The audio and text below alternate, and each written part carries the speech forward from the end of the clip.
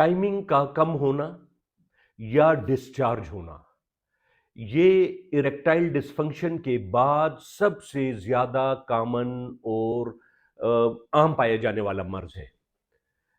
شادی کے شروعات میں اگر ٹائمنگ کی کمی ہو یا جلدی ڈسچارج ہو تو یہ جوش جذبات اور فرط جذبات کے باعث ایسا ہو سکتا ہے، اور شادی کے کچھ عرصے بعد ٹائمنگ کا اپنا نیچرل ٹائم ٹھہر جاتا ہے۔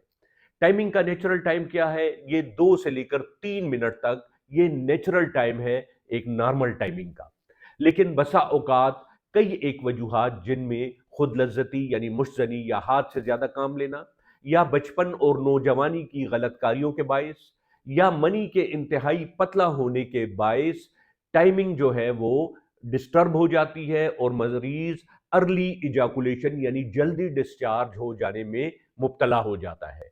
اس مرض کو ہم پری میچور ایجاکولیشن کہتے ہیں۔ اس مرض کے لیے ہماری ایک ہومیوپیتھک مرکب دوا ہے جس کو ہم پروٹائم کیپسول کہتے ہیں۔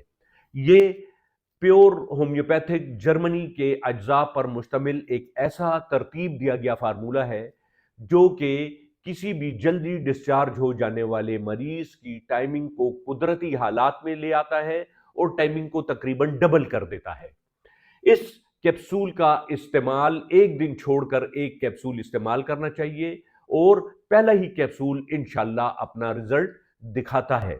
1 مہینے کی یہ ڈوز لے لینی چاہیے، اور اس ڈوز کے لینے سے انشاءاللہ تعالی اسپائنل کارڈ سے نکلنے والی انٹرنل پیوڈینڈل نرو میں وہ تھریشولڈ یا برداشت پیدا ہو جاتی ہے جس سے کہ مریض جلدی ڈسچارج نہیں ہوا کرتا ہے۔